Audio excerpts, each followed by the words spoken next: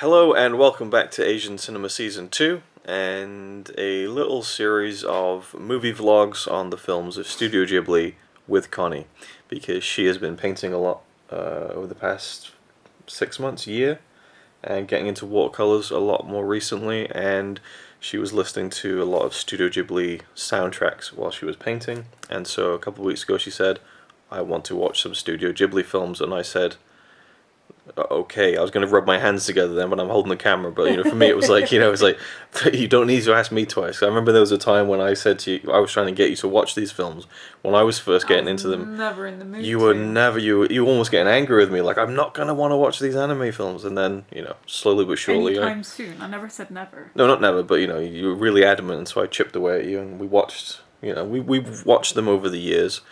But now we've watched a few. Sure I'm the one who showed you your first Ghibli movie anyway. Yes, Princess Mononoke was the first Ghibli film I saw. So you're welcome. Same with Karate Kid. I'm always like getting you into these movies, before sunrise. Mm-hmm. Yep. Stuff like that. Yeah. So there you go.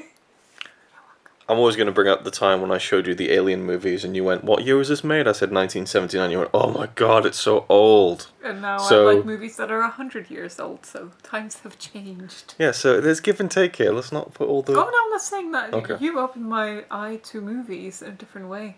I just wanted to show you stuff that I liked. So this is the one that we're going to be talking about in this video that I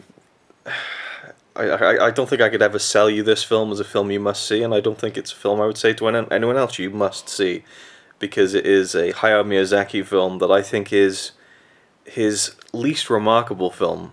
I love it, but I think that it's a really bold step for him to take. Someone who's made all these incredible films like Spirited Away and Princess Mononoke and all these great fantastical films, and to do a straight drama for his last film. He, of course, retired in 2013 when he released this movie, which is now 6 years ago. Richard from Film.com says that it's perhaps the greatest animated film ever made, though. So I would strongly disagree with that. I would strongly disagree with the sentiment that it's the greatest animated film ever made. I wouldn't even say it's the greatest animated film of this decade. So that's not something that lines up with my opinion. Anyway, so it is. You want to show the cover? The Wind Rises. So this is his final film, which is based in parts on a true historical figure, Jiro. I forget his full name, but Jiro. See the back? Well, yeah, you can see the back there. I think you really like the look of the. I like the tree. Did we get to see the tree? No. We must have. Not the cherry. It's a background from one of the scenes, so it's. Oh yeah, actually. It is in the film. I think we got to see it once, and that was it. Anyway, so this is about a guy called Jiro, and it's based on a true person who, in the World War, was designing fighter pilots for Japan. So we start the film with him as a young boy, dreaming of being a pilot, but he's short-sighted, so he has to stick with designing planes instead. And throughout the film, it really is more about the art and the passion of designing planes and getting them right than it is he wants to build planes that will be successful in a war situation. So it dances around that, where it's about the war, but it's not about the war, and it's about the character who builds instruments of war, but his intentions are a bit more pure and kind of passion focused. So, but it is a straight drama. It is pretty much a guy on his career building planes. He falls in love. That's the movie. We have dream sequences where he meets with this Italian plane designer who I guess he reads about in magazines when he's a kid, and so he kind of has this imagined relationship and friendship with this guy in his dreams. And I think there's a moment where the Italian guy says, like, well, this is my dream, not your dream. So there's kind of like this idea that maybe he is actually meeting him and they're both having this kind of connection within a dream, or not, who knows. So I think there's a gorgeous looking film, as you would expect. And before I guess round off my thoughts on the film, we'll hand over to you and see what you thought, because you weren't completely enthused, and I can kind of understand why. And I've kind of forgotten some of it. When you were talking about it, I'm like, oh yeah, right. It was nice, I think I found it a bit boring. It was dragging quite a bit. I was interested in the dreams. The love story, I guess, was interesting, intriguing, but everything that had to do with the planes, to me, was just like, no, boring. Like when they go into I the wasn't factories interested and at designing. all. Yeah. You quite like the short little guy though. He was quite funny the way he was running around, and he was one of Well, the yeah. He kind of reminds me of Professor Flitwick, or whatever his yeah name yeah is. yeah. He looked a little bit like him, He didn't did, yeah, the same kind of haircut. Yeah, and short. Yeah. Yeah, but that was it. I mean, just one character, Sure, just yeah. running around and stuff. I liked how natural it was, I guess. Yeah, that to me But- is the big plus of the film, but that comes at the cost of it not being incredibly interesting in an obvious way. Yeah, if you're interested in Engineers? yes, if you're an engineer, you might enjoy it quite a bit. Whereas I don't understand anything like that. It's cool, but it was kind of boring. Okay. And it was cool that the girl was painting. Yeah, the girl was a painter, which kind of almost tied in with how Yeah. you were drawn to watch these films again by your painting. Yeah. So But that's about it. I like the engineer guy and his dreams. yeah. Like I said, but that was like the favorite parts, and it wasn't that much of it. Okay. So So there's yeah.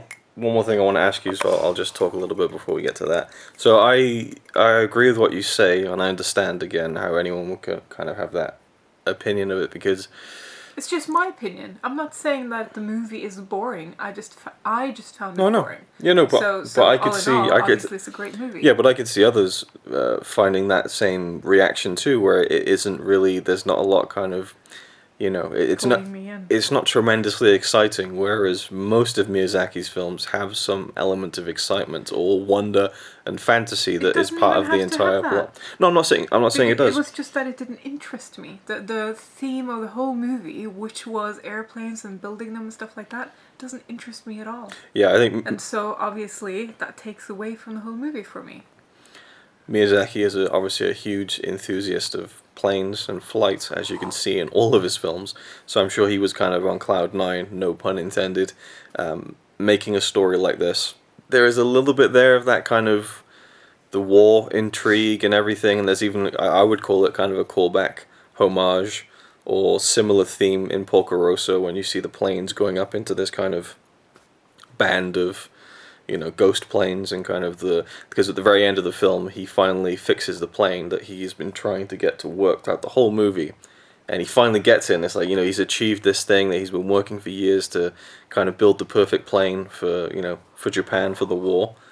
And then we kind of flash forward into a dream where the war is over, and all those people are dead, or at least a lot of them are, and so it kind of deals with a visual idea of the lives that were kind of lost because of that. And anyway, so it doesn't quite lean into it too much with the whole the element of him designing things that then go on to become used as instruments of war, but it is at least there in some form.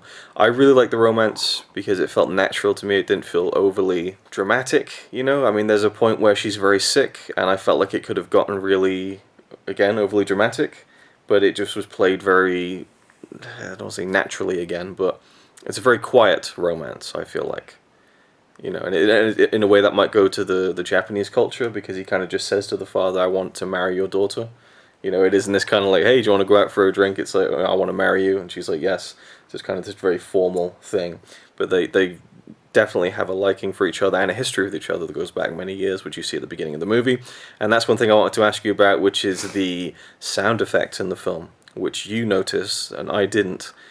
A lot of the plane But you sounds. heard it once I said it, right? Yeah, so a lot of the plane sounds, the sound effects, and even an earthquake. I think the earthquake sequence at the beginning, which was a real earthquake, is an amazing sequence. Like the way that the exaggerated That's the thing. It led into such an exciting the beginning of the film was like, movie, and I was yeah. like, whoa, this is really good. And then it just dropped for me.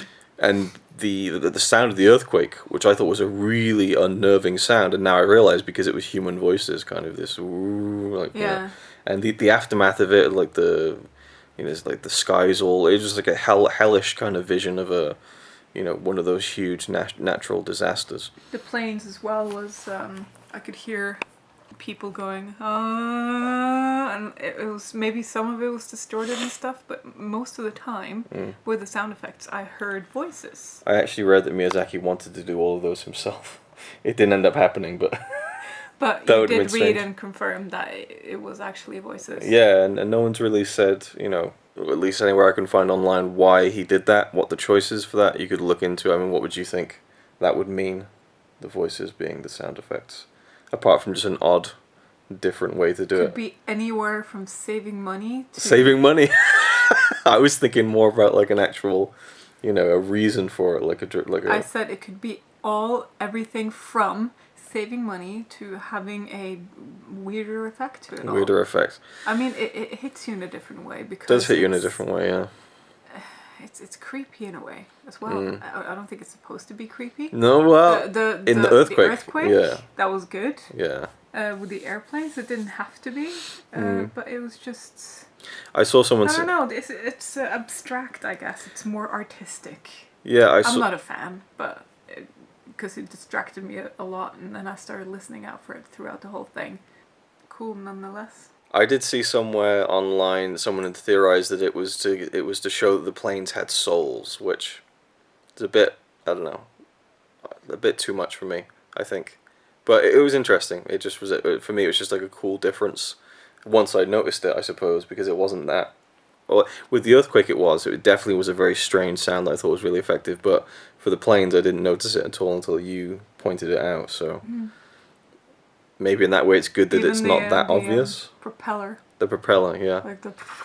Anyway, I think it's a great film, and I just love the quieter moments of it. You know, just a simple scene when she's in bed sick and he's sitting down to work, and she's like, "Can you just move your desk closer to me, so I can hold your hand while I fall asleep?" And they just sat there holding hands, and he's working, and you almost think like, "Why is this an animated film?" You know. Yeah. But I like that is part of it. I like that it is in a lot of the scenes, just a normal, mundane setting with human characters. Mundane. What? It's just a word they use for humans in Shadowhunters. Oh, okay. That's what I really liked about the movie were those scenes. All right. Like between him and her, I liked the love story between them, how natural that was, and I liked everything else. But the main story. Yeah, I can see, because the romance isn't a huge part of the film. No, it's In very- fact, from memory, I thought it was a much bigger part of it. It doesn't really come around till way after the first hour. Kind of gets set up at the beginning. Anyway, so The Wind Rises, I think, is a great film. It's not going to work for everyone, I don't think. I think the ending is really moving with the final dream. And I like the performance of the guy who plays Jiro, because it really struck me. Like one of his last lines is really moving to me. And it's rare that a line of dialogue in an animated film strikes me as emotional. Like, the character isn't looking all teary-eyed or anything, just the way that he delivered it really got to me. And I read afterwards that he's not a voice actor, he's an animator who's worked with Miyazaki for, like, decades. And he just said, "I want you to do the voice of the main character." And so he has a very unassuming, normal voice. He's not trying to do a character, you know? And so I think it comes across more natural. So I listened out for that the second time, but I always remembered the first time I watched it, I really was kind of touched by his performance at the very end, and that's the same here. So it was, at one point, an interesting swan song for Miyazaki, his final film, but apparently he is now doing another one. So he's the man who never retires, even though he's retired at least half a dozen times at this point. Anyway, that's our thoughts on The Wind Rises. We'll probably do a few more of these. Thank you for watching, and we'll see you in the next one. It's alright by me. Apart from the fact he throws cans of Carlin into a tree. Yeah, he's really cool. Yeah, he's really cool. But he's not quite as cool as you, 'cause